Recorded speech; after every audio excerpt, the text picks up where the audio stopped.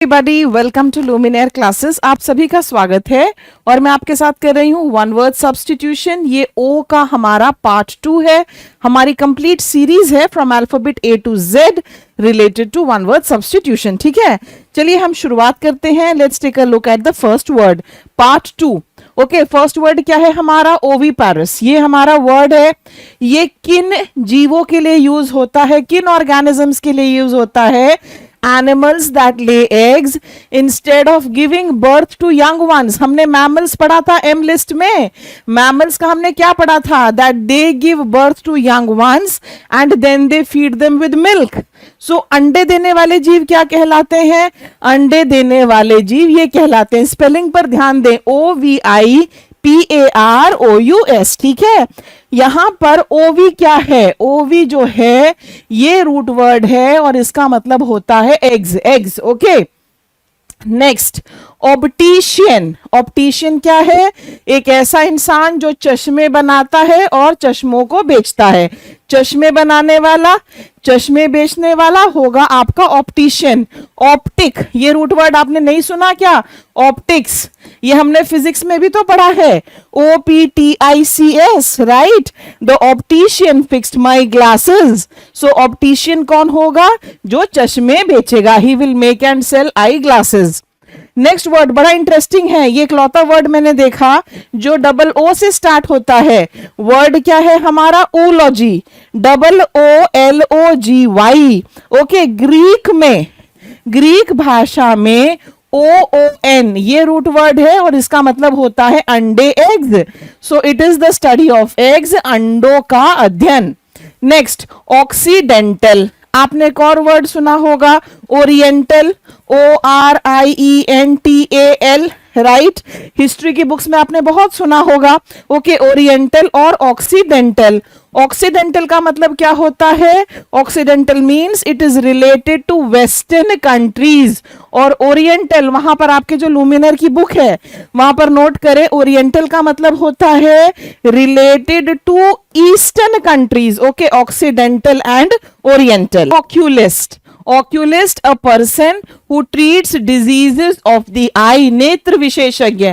हमने ऑप्थैल्मोलॉजिस्ट भी पढ़ा था कि नहीं पढ़ा था? ऑप्थैल्मोलॉजिस्ट, ऑप्टोमेट्रिस्ट, वो पढ़े हैं? जरा उनका क्या मीनिंग है मुझे कमेंट सेक्शन में लिख के बताओ। आगे देखिए, आपके सामने है ऑक्टोजिनेरियन। हमने रूट वर्ड पढ़ा है ऑक्टो। ऑक्टो का मतलब क्या है? ऑक्टो का मतलब है 8, 8 से रिलेटेड। ओके, ऑक्टोजिनेरियन लैटिन में, ये लैटिन का रूट वर्ड है और लैटिन में ऑक्टो का मतलब होता है 8, इसी से ऑक्टोपस आया। ऑक्टोजिनेरियन कौन होगा? एक ऐसा व्यक्ति जिसके उम्र 80 to 89 ईयर्स के बीच में होगी। मेरे जो ताऊजी हैं, ही इज एन ऑक्टोजिनेरियन। एक 80 वर्ष की आयु वाला जो व्यक्ति है उसके लिए ये वर्ड होता है ऑक्टोजिनेरियन। हमने काफी सारे वर्ड्स किए हैं आपके साथ। अब आप मुझे बताइए सेंटिनेरियन कौन होगा? CENT। ओके, ये रूट वर्ड है CENT। Okay, centenarian, CENTENARIAN। ये आपके लिए क्वेश्चन है, कमेंट सेक्शन में मुझे लिख के बताइए। Ostracize. Next word, ostracize. Ostracize का मतलब होता है to exclude someone from a society और ग्रुप, समाज से निकाल देना। आपने सिंपल वर्ड सुने होंगे, बॉयकॉट।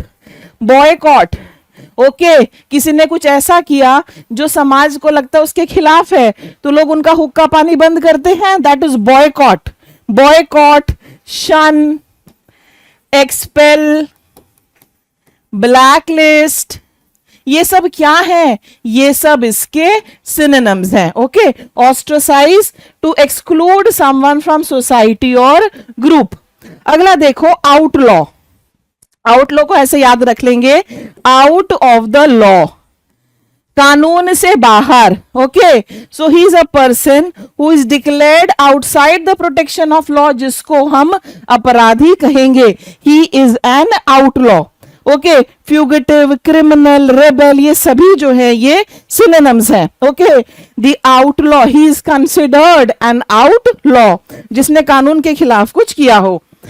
नेक्स्ट वर्ड देखो, ऑस्मोसिस। आपने ये बायोलॉजी की बुक में पढ़ा होगा, जब आप सेल वाला चैप्टर पढ़ते हैं वहां पर osmosis, reverse osmosis, membrane, permeable membrane, semi permeable membrane, इस तरह की जो टर्म्स आते हैं। ओके, इसमें क्या होता है कि कुछ चीजें जो हैं एक मेम्ब्रेन को क्रॉस कर लेती हैं और इस तरह की चीजें होती हैं। तो बेसिकली ऑस्मोसिस जो है ये ग्रेजुअल ऑब्जॉर्प्शन होती है किस चीज की, आइडियाज की। धीरे धीरे ज्ञान या विचारों का जो है जो ऑब्जॉर्प्शन है, that is known as osmosis. ध्यान देंगे सब लोग, इसके ऊपर ना आप निशान भी लगाइए, इंपॉर्टेंट है ये। ऑस्मोसिस, अब्जॉर्प्शन, असिमिलेशन, ये जो है इसके सिनोनिम है। अब्जॉर्प्शन, असिमिलेशन, ओके, यानी कि ग्रेजुअली जो है अब्जॉर्ब करना, अंडरस्टैंडिंग, डिफ्यूजन, इम्बाइबिंग, IMBIBING, ये सभी इसके सिनोनिम्स हैं। नेक्स्ट वर्ड, आपने लिटरेचर की जो आपकी बुक्स हैं 9th और 10th की, वहीं से स्टार्ट हो जाते हैं इस तरह के वर्ड्स। यहां पर वर्ड है हमारा ऑक्सीमोरोन। ये वर्ड है, ये फिगर ऑफ स्पीच होता है। फिगर ऑफ स्पीच होगा और इसमें कॉन्ट्राडिक्टरी टर्म्स जो हैं वो एक साथ आती हैं। Now what are contradictory terms? दो टर्म्स जिनका मीनिंग बिल्कुल ऑपोजिट हो। ओके, जिनका मीनिंग बिल्कुल ऑपोजिट हो। जैसे फॉर एग्जाम्पल मैं आपको एग्जाम्पल दूं, deafening silence. Deafening silence, silence कैसे डेफनिंग होता है? डेफनिंग का तो मतलब ही होता है कि जो बहरा कर दे, ऐसा सन्नाटा जो बहरा कर दे, राइट। सिमिलरली एक और ले लो, नेचुरल एक्टिंग। अगर आप एक्टिंग कर ही रहे हैं तो वो नेचुरल कैसे हुई?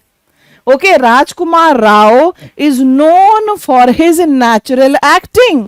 ओके, इस तरह के जो होते हैं उनको हम क्या कहेंगे? उनको हम कहेंगे oxymoron. Clear to you? Okay, आपकी जो सिमिली है, ऑलिट्रेशन है, ओके, ये सभी फिगर्स ऑफ स्पीच में आते हैं।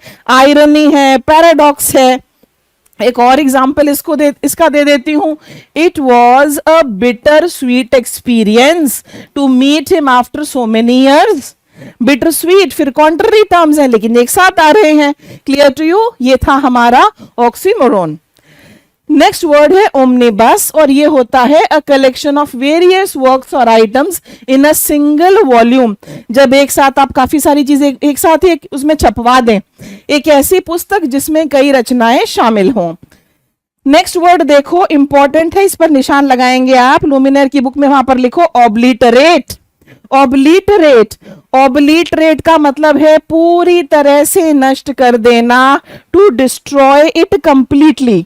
डिमोलिश, डिस्ट्रॉय, इरेज, ये सभी सिनोनिम्स हैं। Demolish, destroy, erase. आप भी मुझे अपनी तरफ से कुछ बताइए, ये वर्ड सुने हैं आपने? एनहिलेट, ये सभी इसके सिनोनिम्स हैं। Next, now we have onset. Onset sentence बना देती हूं। The onset of monsoon took place in the first month of June. The onset of monsoon began in Kerala. तो onset क्या हुआ? onset का मतलब हुआ किसी चीज की शुरुआत, the beginning. Clear to you? The beginning of something and it is usually unpleasant. Pleasant भी हो जाता है कभी कभी. The beginning of something, the onset. Okay, the onset of something. Onset का मतलब ही होता है किसी चीज की शुरुआत। Okay, the onset of a disease. Disease के लिए जनरली हमारा ये वर्ड यूज होता है outbreak. The outbreak of corona virus, ये बहुत ज्यादा यूज होता है डिजीजेस के लिए। यही छोटी छोटी चीजें जो है ना वो आपको आनी चाहिए। ऑनसेट, ओके, और क्या हो सकता है? ऑनसेट होता है बिगिनिंग, कमेंसमेंट, ये भी लिख सकते हैं आप, ये सिनोनिम्स में आएंगे। Beginning, commencement, these are the synonyms. फिर है ओनस। ओनस क्या होता है? रिस्पॉन्सिबिलिटी और burden of something. Okay, way who has the onus of onus का who has the onus of proof, the onus of proof is on the witness, यानी कि साबित करने की रिस्पॉन्सिबिलिटी किस पे है, साबित करने की जिम्मेदारी किस पे है। ओनस एक बहुत ही इंपॉर्टेंट वर्ड है, सिंपल सा वर्ड है पर बहुत लोगों को इसका मीनिंग नहीं आता है। Onus, ONUS, burden, responsibility, duty, ये सभी सिनोनिम्स हैं। फिर है आउटरीच।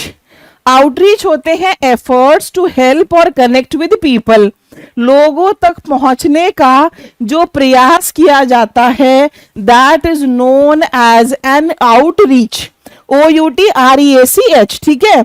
एक तरह की ये सपोर्ट हो सकती है, कम्युनिटी वर्क हो सकता है।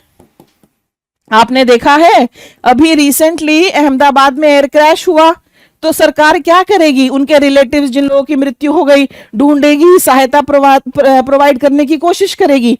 सो what is the government doing, outreach, efforts to help और कनेक्ट विद पीपल। आगे हमारे सामने क्या है, ओवरसीयर।